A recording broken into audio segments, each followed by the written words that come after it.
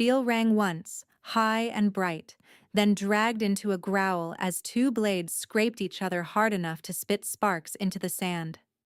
Bastion Stormborn had Kale on one knee. Her right arm shook from shoulder to wrist, not from weakness but from strain. His sword was trapped under hers at a crossed angle. Both guards jammed together, her edge pressing his throat where the skin thinned over the pulse. Blood already marked both of them in short black-red lines where the arena lamp struck it.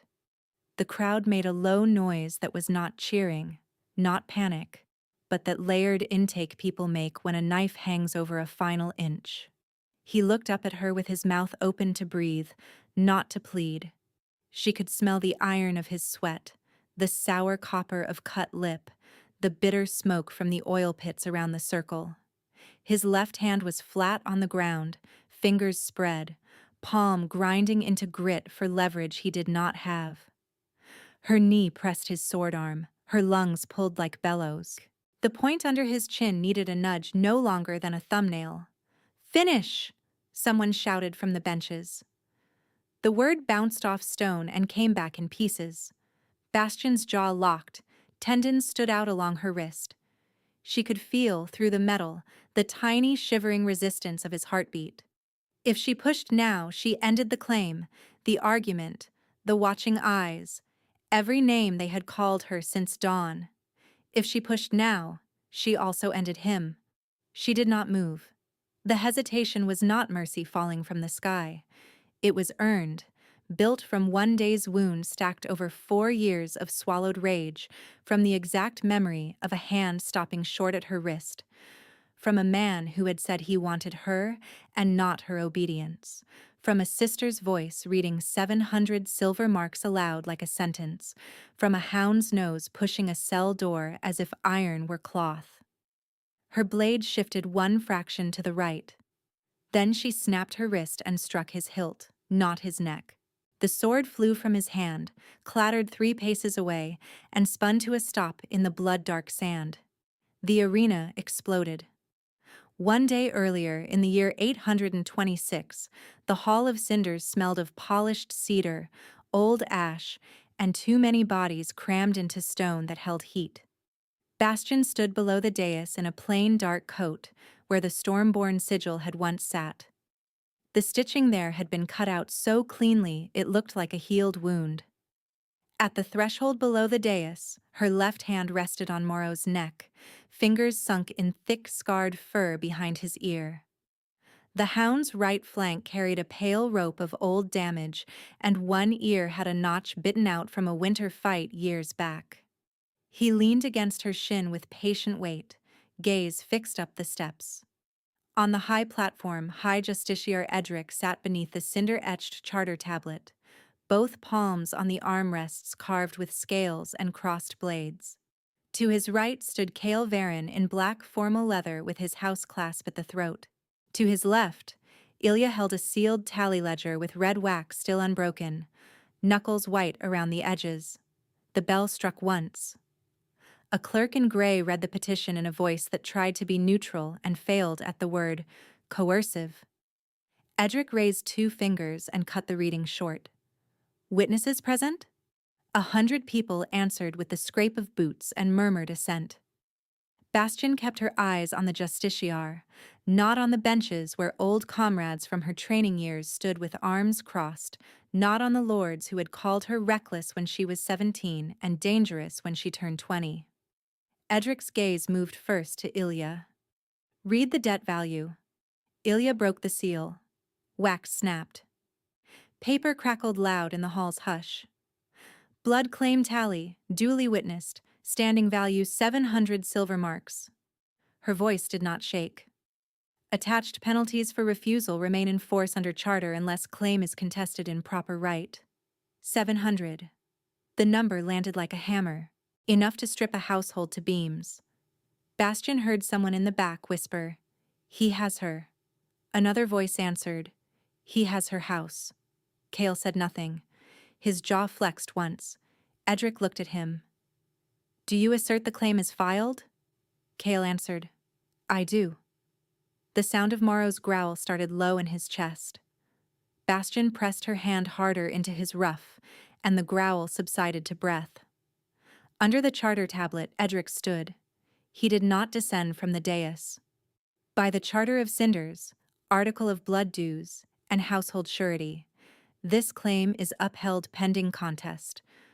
Until resolution, claimant authority over respondent labor, residence, and movement is recognized.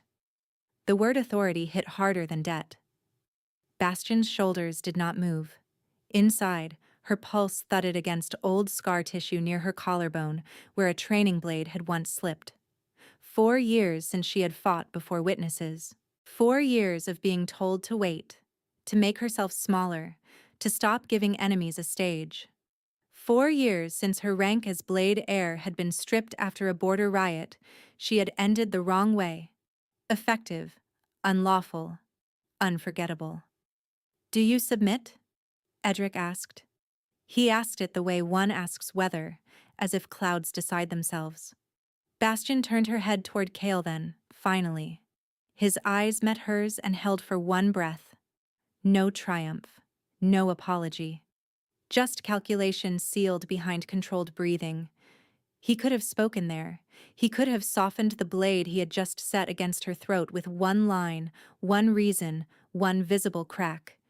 He did not. Morrow rose, hackles lifting.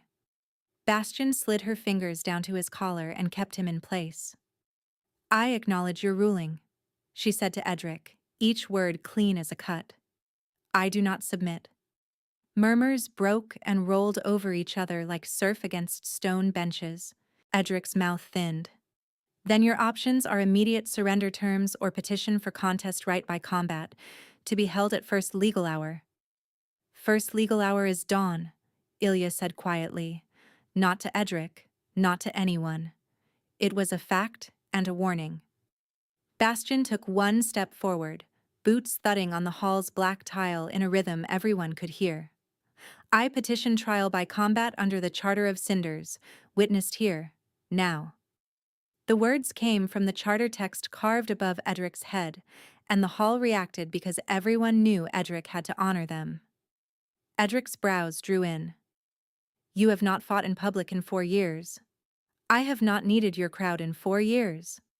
A rough laugh escaped someone on the benches and died quickly when Edric turned his head. Cale finally spoke again, voice controlled to the width of a blade. "Petition accepted by claimant." You could hear cloth move as people leaned to catch every syllable. Edric lifted his hand for silence and addressed the hall. "By charter, contested blood claim may be settled by trial when petitioned before witnesses. 3 rounds. Death permitted, not required. Victory clears or enforces claim in full." He looked straight at Bastion. "The same witnesses who saw this claim upheld will witness its contest." Dawn. The bell struck twice. Formal dismissal. As the benches emptied in clumps as boots and whispered bets scraped toward the doors, Cale stepped down from the dais. He stopped 1 pace away from Bastion, close enough that she could see a nick in his throat clasp where metal had scraped. "You chose hard ground," he said. "You brought the pit to my door." His eyes shifted to Morrow, then back. "Keep your hound out of the arena. Keep your hands off my house." He flinched at that, tiny, almost invisible. Then he passed her and walked toward the side exit, shoulders square, back straight, silence sharpened to a weapon. Night in the holding corridor tasted like rust. Condensation slid down the mortar between stones and pooled near the drains in thin, dark lines. They had given Bastion a narrow cell with a cot, a water basin, and 1 barred window at shoulder height. Her practice sword lay across her knees while she sat on the cot edge, whetstone in her right hand, drawing it along the blade with measured pressure. Stroke, turn, stroke, turn. Not because the sword needed it, because rhythm pinned her breathing to something she controlled. Ilya stood outside the bars with the broken wax seal still stuck to her sleeve. "You could have taken private terms," she said. "There were clauses he would have signed." "Private clauses would still put my name under his." Bastion checked the edge with her thumb pad. I am done being bound in private and thanked for it in public. Ilya looked down the corridor where torchlight stuttered over wet stone. You think he means to break you? I think he filed the paper. That ended that line. Ilya leaned her forehead briefly against the iron. 700 marks. If you lose, he can strip everything with signatures and smiles. If I lose, Bastian said, I won't be around for signatures. Ilya's face hardened. Don't say that. Bastian put the whetstone down. Then don't ask me to pretend stakes are small. From farther down the corridor came the shuffle and cough of a guard changing post. A keyring clinked. Someone laughed once and cut it off when it echoed. Ilya straightened. Rook came. Bastian blinked. Rook? He's in the lower forge. Says you need to hear something before dawn. You brought him into the keep? Not me. He came through the arena gate with Steward Marks and bad temper. Bastian stood, sword in hand. Get him. Ilya hesitated. You trust him? More than velvet. Ilya vanished. Minutes stretched. Bastian counted torch sputters, then footsteps returned, heavier and uneven. Rook Halden filled the cell doorway like a man built from old armor plates, broad shoulders bent under the corridor arch. His left cheek carried puckered burn scars that made one side of his mouth pull harder than the other when he spoke. He carried a wrapped bundle under one arm and smelled of coal smoke and quenching oil. He didn't waste breath. He unrolled the bundle against the bars, 3 practice blades, identical to arena issue at first glance. Tell me which one's yours from last week, he said. Bastian crouched and ran 2 fingers down each fuller. Middle. Thought so. Rook tapped the hilt cap with a nail. Someone rebalanced it. How? Lead shaved from pommel, then replaced uneven. He pointed to fresh scrape marks hidden under blackening. It drags your cut 2 fingers offline when you fatigue. Feels fine first 10 passes. Fails you on the 50th. Bastian felt her teeth meet hard. You saw this when? Tonight, when I got orders to issue tomorrow's steel and checked old racks. Found 6 altered among your lane inventory. Ilya swore under her breath. Can you prove tamper? Bastian asked. Rook held up a small punch tool. My rebalancing stamps are triangle over line. These have circle over notch. Not mine. Steward shop marks filed off sloppy. He turned the blade so torchlight hit the shallow symbols. That's first-hand enough for anyone not paid to be blind. Bastian stood and gripped the bars so hard iron bit into her palm. Bring this to Edric before dawn. Rook shook his head. I bring it to you now. In hall tomorrow, I testify if called. Outside that, I leave for frontier contracts by nightfall. I don't stay where tools get used as votes. Ilya nodded once. Fair. Rook looked directly at Bastian. You fight with true weight tomorrow. I'll see to it. She reached through the bars. He clasped her forearm once, mechanic's grip, then stepped back. Win loud, he said, and went. After he left, Bastian set her forehead to cold iron and shut her eyes. She was not praying, she was counting breath and options. The corridor went quiet enough that she could hear the drip pattern from the ceiling crack near the 3rd torch bracket. 2 quick, 1 slow. Pause. Repeat. She counted 8 cycles before another sound entered. Pads on stone. Deliberate. Familiar.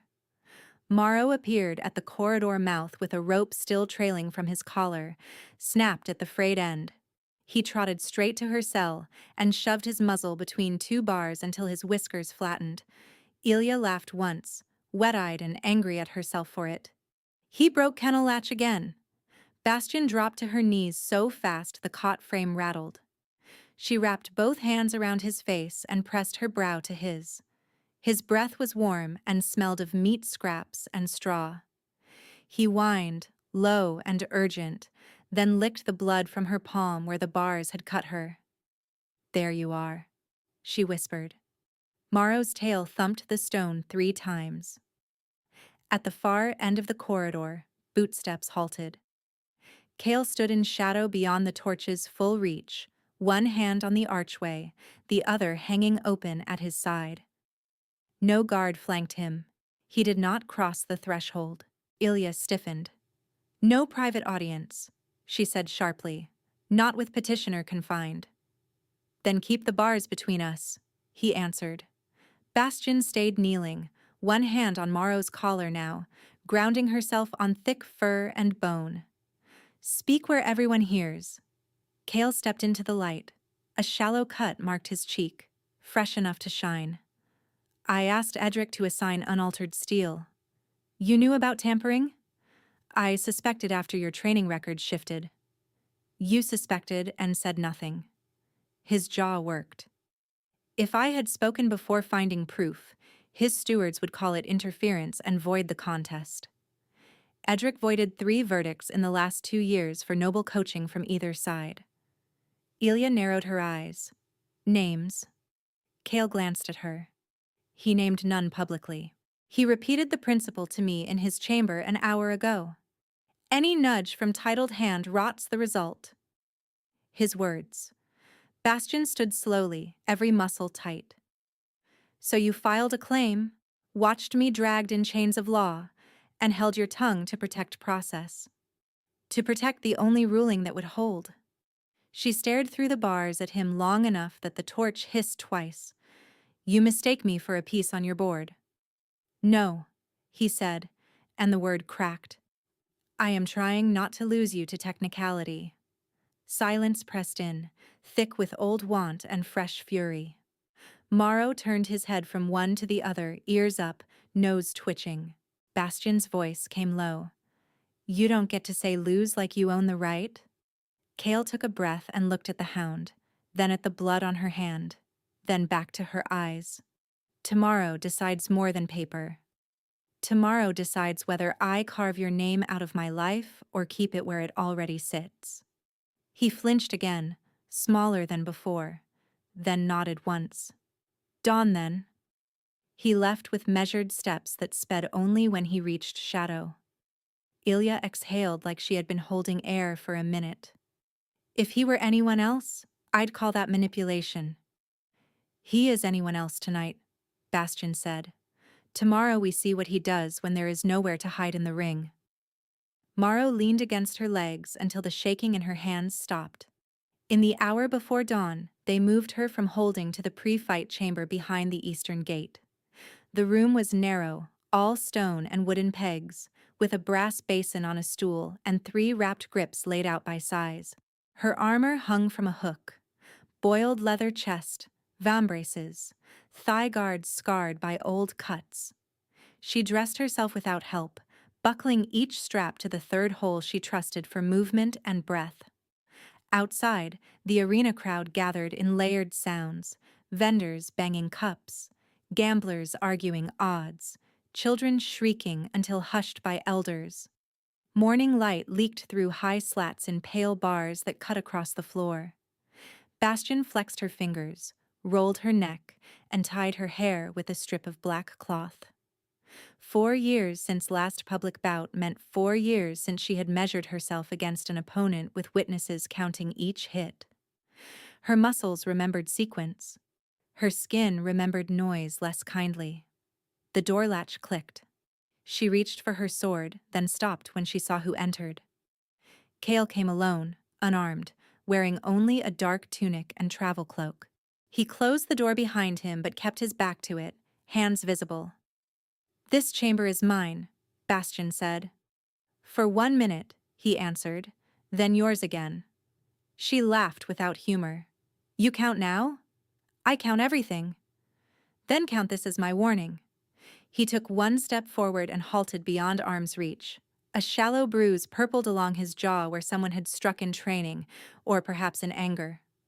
"I did not file to cage you," he said. "You filed a cage all the same." "I filed to force a hearing before witnesses who could not look away." She stared at him. "You could have asked me." "I did. 4 months ago. You sent back my messenger with his coat cut at the seams." That was an answer. It was fear. Her hand tightened on the table edge. "Do not name me." He swallowed. Then I'll name myself coward, strategist, man who believed if he spoke for you, Edric would strike it as influence. Man who still chose silence and watched it cut you. A muscle jumped in her cheek. She did not move closer. Why are you here, Kale? He lifted his right hand slowly, palm up, offering empty skin. Because before we fight, I won't leave this unsaid. I want you. The chamber seemed to tilt for a breath. Not your obedience, he went on, voice rough now. Not your household as collateral. You. Angry, ungovernable, blade first you. I filed wrong and too hard because every lawful path I saw ended with someone else deciding your life. Bastion took one step toward him despite herself. Her heartbeat punched at her ribs. She could smell the soap on his skin under sweat, cedar and ash. You don't get to turn this into a confession and call it clean. I know. Then hear me clean. She pointed to the door with 2 fingers like a dagger. If I win, your claim dies.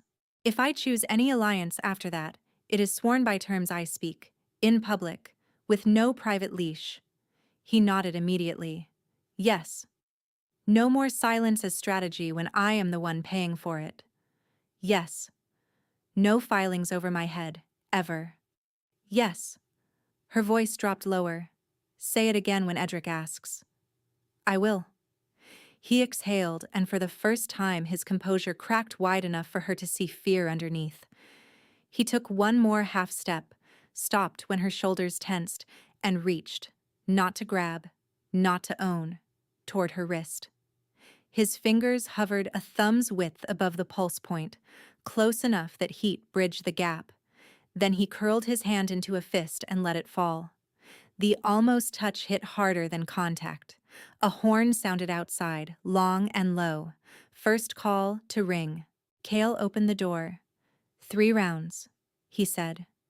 When this ends, I won't let anyone in that hall call you diminished. She met his gaze. If I walk out breathing, no one in that hall names me without my say. He almost smiled, then left. Bastion stood alone in the chamber, pulse hammering where his hand had hovered. She took the middle grip from the table, tested balance, nodded once to herself, and walked toward the gate. The arena floor was packed red sand within a white chalk ring 20 paces across. Tiered stone benches climbed around it, every seat filled. Banners hung motionless in the windless morning, cinder black, storm gray, house colors muted by soot and law. At the north dais sat Edric in formal robes, charter tablet behind him. Ilya stood 2 steps below with witness slate in hand. Mara waited at the threshold near the gate, held by no rope, head low, eyes fixed on Bastion. Edric raised his staff. By charter petition filed before witnesses in year 826, blood claim contest commences. 3 rounds. Points by strike, disarm, ring control. Fatal force permitted but not required. Combatants acknowledge? I acknowledge, Bastion said. Kale answered the same. Round 1, Edric said, staff striking stone. Begin. They circled left. Bastion tested distance with a low feint toward his knee. He parried short, conserving movement. She remembered his style from years ago. Efficient, patient, baiting overreach. He had added weight since then, strengthened shoulders, less speed in quick lateral cuts. She drove fast anyway. First exchange, high cut, bind, elbow check, disengage. Steel snapped like dry branches. Second exchange. She stepped inside his guard and slammed pommel toward his sternum. He twisted, took glancing impact, countered with a backhand that clipped her upper arm. Numbness shot to fingertips. She reset stance before pain could write hesitation into her feet. Crowd noise rose and fell in waves. Ilya's voice cut through once, clear as bell metal. Center ring! When Bastion drifted near boundary. Kale pressed with a series of shoulder line attacks designed to force her backward. Bastion yielded 2 steps, then pivoted on her rear foot and raked his thigh guard with a diagonal slash. Leather split. He hissed. First blood to her. Edric's assistants marked tally with clacks of bone counters. Kale changed tempo unexpectedly fast and caught her forearm with his guard. Her sword flew wide. She recovered before full loss, but he touched point to her chest plate center. Clean scoring strike. They broke apart, both breathing harder. Bastion felt the old public rhythm returning. Crowd as weather, opponent as terrain, body as tool. 4 years dissolved in sequences of angle and pressure. It was not graceful, but it was exact. Final pass of round 1 came when Kale lunged and overcommitted half a pace. She trapped his blade under hers, stepped across, and swept his ankle. He fell to one hand. She could have struck helm. Instead, she tapped shoulder hard enough to count. The horn blew. Edric stood. Round 1 to Bastion by margin of 2. Shouts broke out, some cheering her name, some jeering Kale, some simply delighted by blood. Between rounds, attendants offered water at ring edges. Bastion took 2 swallows, spat once to clear grit. Kale wiped his lip with his thumb, leaving red streak across knuckle. Their eyes met briefly. No words. Round 2 began with no circling. Kale attacked immediately, not reckless but decisive, forcing close quarters where his weight could grind her guard. Blade to blade, hilt to hilt, shoulders crashing. Sand kicked up in bursts around their boots. He drove her toward the chalk, and she felt boundary at her heel. Ring control could swing points quick. She dropped suddenly to one knee, letting his pressure slide over, and cut low at his calf. He jumped back, barely clearing, then hammered down with vertical strike that jarred her wrists to the elbow when she blocked. Nerves lit like fire. She heard Morrow bark once from the gate. The sound snapped her focus tighter. She rolled right, came up behind Kale's lead side, and landed a flat strike to his ribs. Score. He turned with an elbow that caught her temple through leather cap. White sparks burst in her vision. She stumbled 2 steps and tasted blood where her teeth clipped tongue. Kale paused for half a heartbeat. Concern. Calculation. Both. And in that half she drove forward with a thrust to shoulder seam. The point punched through layered leather. He grunted and dropped his left arm fractionally. There was no pause for sympathy in the ring. She exploited the weakness, chaining 3 attacks to his injured side. He blocked 2, failed 1, another score. Then he adapted. Instead of protecting the shoulder, he shifted grip and used pain as bait, drawing her into a high line. When she committed, he rotated under and hooked her sword arm with his guard, wrenching hard. Her weapon tore free and landed 3 paces away. Gasps rippled benches. Unarmed, she moved before fear arrived. She closed distance, slammed forehead into his nose guard area, then drove knee into his thigh. He cursed, staggered. She snatched his wrist with both hands, twisted along the thumb line, and nearly stripped his weapon. Nearly was not enough. He ripped free and tagged her back plate as she retreated. Score to him. She dove, rolled, recovered her sword in one hand, and regained stance as horn sounded. Edric conferred with 2 scorers, then announced, round 2 to claimant by 1. 1 round each. The arena noise dropped. Even the gamblers stopped talking. People stopped turning to neighbors and watched only the ring. Bastion wiped sweat from her right brow with the back of her glove. Her body inventory flashed in quick accounting. Bruised temple, numbed forearm, rib ache on inhale, right ankle stable, grip strength 80%. Kale stood with blood running down his arm into his palm, shoulder compromised, nose bleeding, breath controlled by force. Edric lifted staff for final round and held it a moment longer than needed, eyes on both fighters. Round 3 decides claim and title standing. Begin. They moved slower at first, each reading what damage had rewritten. Bastion noticed Kale favoring clockwise turns to protect his left shoulder. She took center ring and made him come. He came. The first clash of round 3 sounded deeper, both blades carrying fatigue. She feinted high, cut low, then reversed to wrist. He parried late, her edge kissed glove, drawing line across his thumb. His grip shifted. She smelled his blood, hot and metallic. Body awareness flooded her in sharpened detail. Pulse in her throat, salt running into the corner of her mouth, fabric sticking at her spine, the tremor in her left quadriceps when she loaded weight, the tiny hitch in his breathing every 5th inhale. Every sensation stayed in her body and sharpened her timing.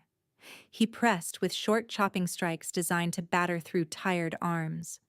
She gave ground by inches, redirecting rather than blocking clean. Sparks jumped in brief orange insects around them. At the ring center, they locked guards again, faces close, both panting. Kale said through clenched teeth, "Whatever happens." She slammed her shoulder into him and broke contact. "Fight." He did. A cut opened along her bicep. Warm wetness spread under leather. She ignored it. She stepped inside his range, drove hilt into his jaw, then pivoted and hooked his sword with hers. Their blades screeched. He resisted with everything he had left. For one suspended second, strength against strength, they froze in a knot of metal and breath. Then his injured shoulder failed by a fraction. Bastion ripped downward and out, stripping his sword. It flew and landed near the chalk line. Kale dropped to one knee from momentum, empty hand braced on sand. And there they were again, mirrored from the cold open. Her point under his jaw, his throat bare above torn collar, crowd roaring for blood. "Finish!" shouted the same hungry voices, multiplied. Bastion's arm shook. Sweat dripped off her nose and darkened the sand between them. She could end him. The law would call it clean. The crowd would call it justice. Part of her, old and sharp, wanted the finality. Then memory stepped in like a blade between ribs, his hand stopping short over her wrist. His yes to every term. His silence that had wounded. His face now, open and waiting. No plea. No flinch. Killing him would satisfy the law. Sparing him would decide what kind of victory this was. Her breath came in one ragged pull. She shifted point away from flesh and struck his hilt hard enough to send his sword farther. Disarm. Clear. Undeniable. Then she stepped back and lowered her own blade tip to sand, signaling control without execution. The horn blasted. Edric rose before echoes died. "Victory by disarm and field dominance," he declared, voice carrying to top benches. "Bastion prevails in round 3. Claim contested under charter is broken." The crowd detonated. Sound hit like storm surf against cliff. Kale stayed on one knee another heartbeat, then stood slowly, blood on his chin, chest heaving. He looked at her with something like grief and relief braided together. Verdict hour returned them to the Hall of Cinders, same dais, same black tile, same witnesses who had watched her diminished yesterday. The difference announced itself in posture before words. Bastion entered under her own pace with sword at hip, not escorted. Ilya walked half-step behind with chin high. Moro trotted at Bastion's left and sat at the foot of the dais only when she paused, as if choosing his place in front of everyone. Edric called the hall to order with 3 strikes of staff. "By combat result this morning, coercive blood claim filed against respondent is void," he said. "House obligations revert to prior standing. Additional petitions may be heard." Bastion did not wait for invitation. "I petition witness statement from claimant before restoration is sealed." A ripple of surprise crossed benches. Edric frowned. "On what grounds?" "Because law is not the only thing that happened here." Edric studied her, then nodded once. "Granted." Claimant to stand center. Kale stepped forward, shoulders bandaged under fresh tunic. Blood had dried dark at his cuff. He stood exactly where Bastian had stood yesterday beneath the charter tablet. She faced him from 2 paces away. "Say what you withheld." His eyes went briefly to Edric, then back. "I expected you to win." Murmurs broke immediately. Edric banged staff. "Silence," Cale continued, louder. "I expected her to win from the moment she petitioned. I withheld public support because High Justiciar warned prior verdicts had been voided for noble coaching. If I endorsed her skill before contest, opposing stewards could challenge result as influence and force retrial under less neutral witnesses." Edric's mouth tightened at hearing his own doctrine spoken aloud. "That warning stands in law." Bastian's voice cut clean through the room. "Your law stands. The damage from it is still standing too." Cale nodded. "Yes." She stepped closer until only 1 pace remained. "Then hear terms for any alliance beyond this hour. No coercive filing. No strategic silence where my body pays the cost. No decision over my house without my spoken consent before witnesses." "I accept." "Speak full." He took breath and gave it full volume. "I, Cale Varen, yield all claim and seek only sworn partnership by explicit mutual consent, revocable at declared breach. No coercive filing. No silent strategy that uses her as shield. No action over Stormborn holdings without her spoken assent before witnesses." The hall absorbed that in stunned quiet. Edric looked irritated, boxed in by his own code and the clarity of the moment. "Terms entered by witness hearing," he said stiffly. "Noted." Ilya lifted her slate and scratched quick marks with a charcoal stylus, eyes bright and unblinking. Ilya recorded every word on her slate where no clerk could quietly misfile it. Bastian turned then to Edric. "Before restoration, I call Rook Halden for evidence on blade tampering tied to this contest." Another wave of noise rolled the benches. Edric struck staff again. "Weaponsmith may approach." Rook emerged from side aisle carrying a cloth-wrapped bundle, soot still under his nails. He bowed shallowly, more courtesy to law than man. "State your relation," Edric ordered.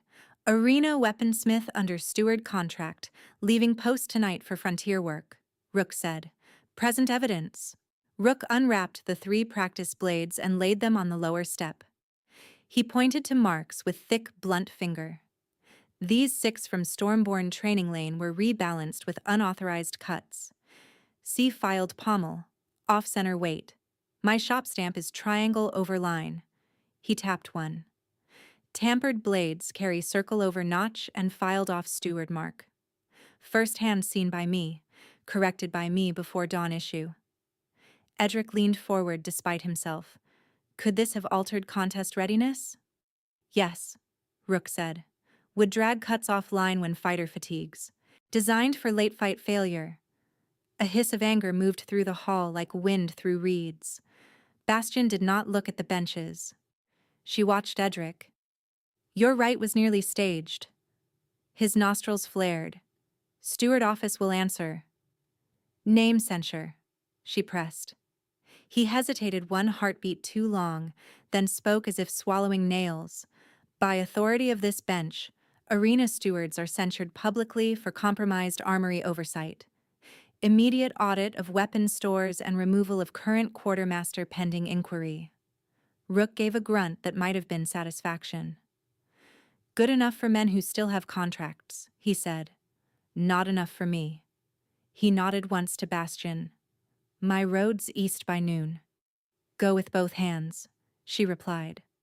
Rook wrapped the blades, turned, and departed without another bow. Edric gestured to an attendant who brought forth a small lacquered case. Inside lay the Stormborn sigil pin. Storm spiral in dark steel. Edge nicked from old wear. Yesterday it had not touched her coat. Today Edric held it like a thing that had burned him once and might again. He descended 1 step from the dais, no farther, but enough for every witness to mark. In this hall, Before these witnesses, he said, voice formal and cold, I restore Bastion Stormborn as House Stormborn's recognized champion under charter. He pinned the sigil at the exact place where thread scars crossed her chest. Metal clicked through cloth. For a breath, the room held. Then someone on the upper benches began pounding a fist against stone in slow rhythm. Another joined. Then a third. The hall filled with it. Not wild cheering, but measured thunder. Acknowledgement built one strike at a time. Morrow rose and pressed his shoulder against Bastion's leg, anchoring her as sound rolled around them. Edric lifted a hand for final order. Council session at second bell to determine steward replacements and household seat assignments. Bastion answered before he could assign her silence. I designate Ilya as my household voice in council sessions when I am absent or in field. Ilya turned, startled, then squared her shoulders. I accept, she said, voice carrying farther than expected. Edric looked as if he wanted to contest on procedural grounds, found none available, and inclined his head a fraction. Entered.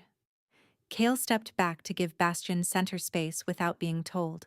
He gave her center space and stayed there. The hall began to empty in swirls of cloaks and low argument. Some eyes on her were new respect. Some remained old resentment.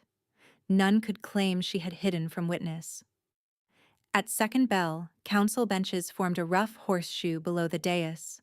Ilya took a place at the right arc with slate and 3 sharpened charcoal sticks lined like knives. She listened as Edric named interim stewards and scheduled armory inspections. She spoke once, only once, but she did it with surgical precision, requesting independent inspection intervals in 7-day cycles instead of steward-selected dates. Edric tried to trim it. She held his gaze and cited his own censure language. He yielded. Bastion watched from rear wall with arms folded, Morrow at heel, and felt an unfamiliar loosening in her chest. Her sister had a council voice now, and used it. Kale remained on the opposite side of chamber, silent unless addressed, as if honoring a boundary newly drawn and not yet trusted.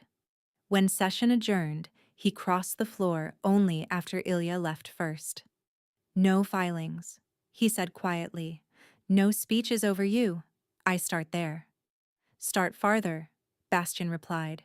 If your strategy asks me to absorb the injury again, then we do not use that strategy. He nodded. Understood. She studied him. Bruising was coming in dark along his jaw, and fresh stitches tugged at his shoulder seam. I could have killed you. I know. Don't make me regret choosing not to. I won't. She did not offer hand yet. He did not ask. They walked out of council side by side with 1 arm's length between them, kept there by agreement. The sun was lowering when Bastion reached the outer steps of the hall. Soot-colored pigeons shifted along the eaves. Vendors packed away cups and skewers. The arena noise had faded to occasional bursts from distant taverns recounting each strike with exaggeration. At the threshold, Morrow paused, sniffed, and looked back to ensure she followed before stepping into the courtyard. Ilya joined them carrying rolled council slate under one arm. Second bell was uglier than the fight, she said. You enjoyed it, Bastion answered. I enjoyed winning a procedural knife fight in front of men who call me girl. Bastion huffed a laugh. You sounded like a storm clerk. Ilya bumped her shoulder gently. You looked like one, getting that sigil back. Kale descended 2 steps behind and stopped before entering their space. I'm leaving for my own hall tonight, he said. Tomorrow, if invited, I return to discuss partnership terms with witnesses present. Bastion considered him in the amber light. Tomorrow, midday, same hall, same witnesses. He inclined his head. Midday. Then he looked to Morrow, who watched him with level yellow eyes. And if he allows. Morrow sneezed and turned away as if verdict delivered.